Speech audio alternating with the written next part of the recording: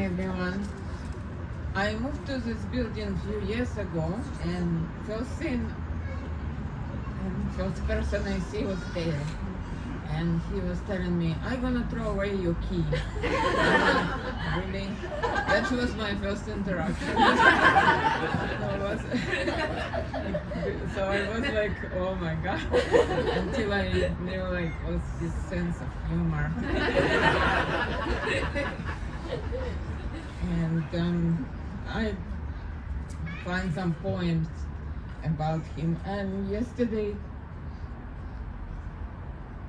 we had some seminar online, and was always TV going off and off on by itself. And I thought maybe it's Dale joking. So I just live this way to the garden, and I often would see him. Every time I look here, he would always almost walk around, making sure everything is good. So those we love don't go away. They walk beside us every day, unseen, unheard, but always there, still loved, still missed, and very dear. We can only express most sincere sympathies for such tragic loss. God saw you getting tired, and cure was not to be. So he put his arms around you and whispered, come to me. With tearful eyes we watched you, and you slowly slipped away. And though we respected you dearly, we couldn't make you stay. Your golden heart stopped beating, your tired hand put to rest. What broke our hearts to prove to us he only takes the best. Confidential. And it will be a bestseller in New York Times. And yes, we were like kids. We were goofy. Like, I mean, we scare each other. Like, sometimes he got me really good. I think I dropped the F word. And we had so much fun. And that's the thing about Dale. He was such a fun guy, and he took his job really seriously. Because, you know, when I would come by from from work, I would stop in and say, hey, how you doing? He would make eye contact with me. He would actually look on the monitor. He was always looking on that monitor to make sure nobody, should be doing something that's funny, right? So for me, that's how I knew he was he loved what he did, because this was his second home. Not, we were his family, second family that he cared for and deeply cared for.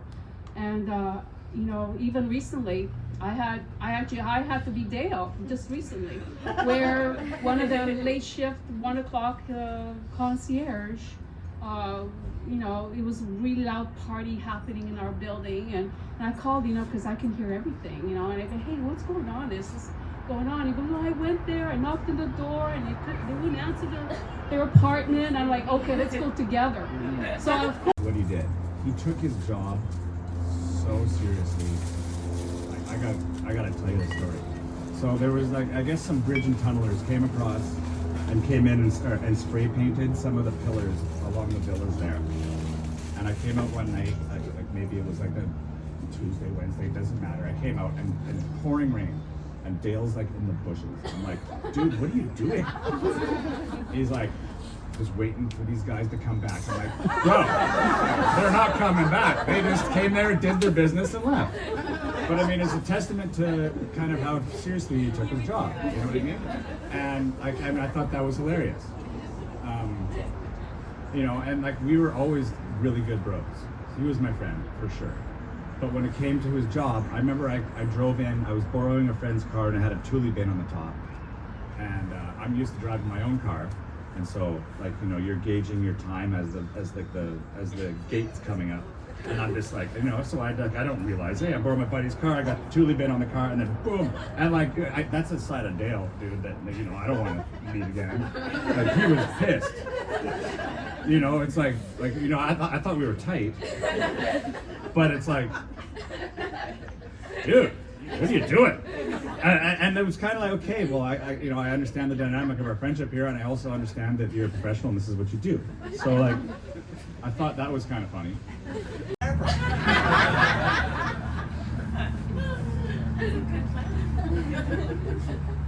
I've got a couple of ending quotes. They seem very appropriate for the man I'm speaking about. The comfort of having a friend may be taken away, but not that of having had one. And wherever a beautiful soul has been, there's a trail of beautiful memories. I received a message from Kathy, Dale's wife, I'd like to share. She said, look up to the sky at night and look for the brightest shining star. We should all look up and look for that brightest shining star and say hello to Dale. When Dale and I would say goodnight at the end of his shift or when I went home, in the words of Dale himself, it was, my brother from another mother. It was rock and roll, brother. Rock and roll, Dale, till we meet again.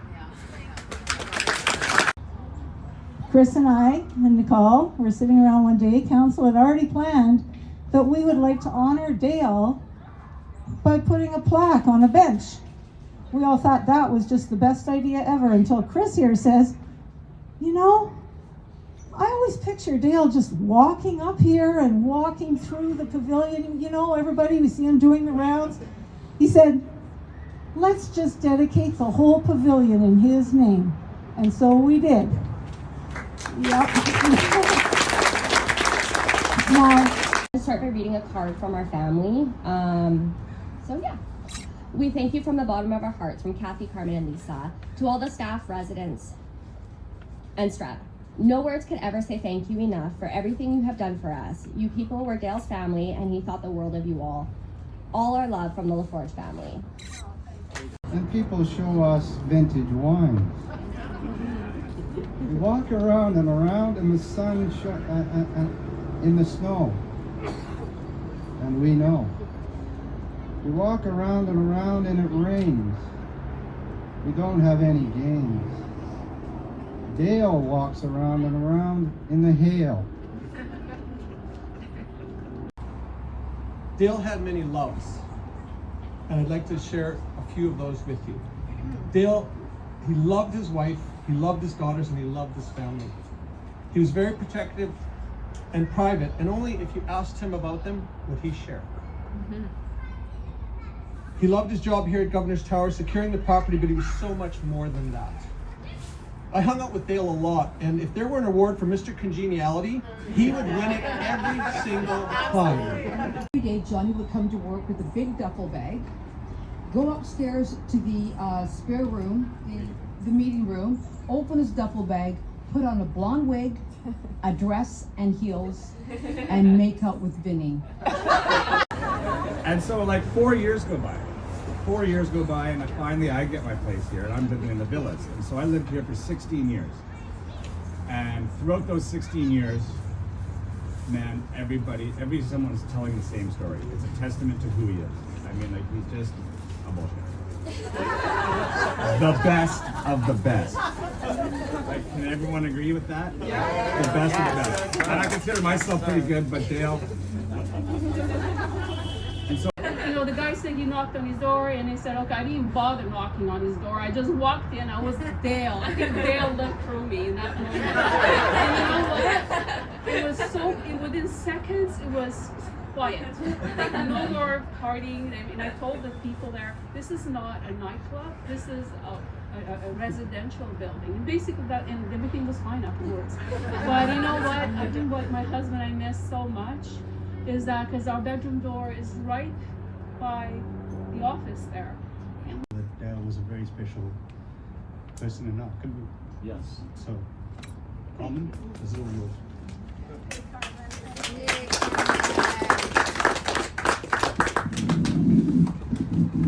Dale respected people, residents, friends who walked by, and even street people, and they respected him for the way he did his job. He was exemplary.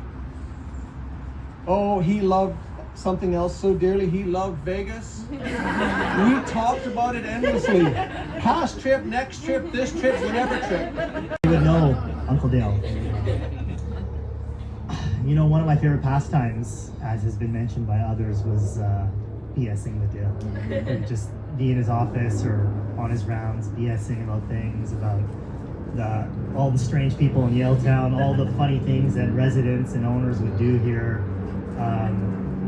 There were many times, and I know my wife is trying to listen from way up in our unit, because only one of us could come down, so I'll say this quietly, but there were many times when she was wondering, like Dan, where the hell were you? It's close to November. Time to grow a mustache for November. Thank you. And I can see the smoke. That was Dale protecting us. Lovely. Pass your wine, get organized, and then Olga's going to lead us in a toast to Dale while we dedicate the pavilion.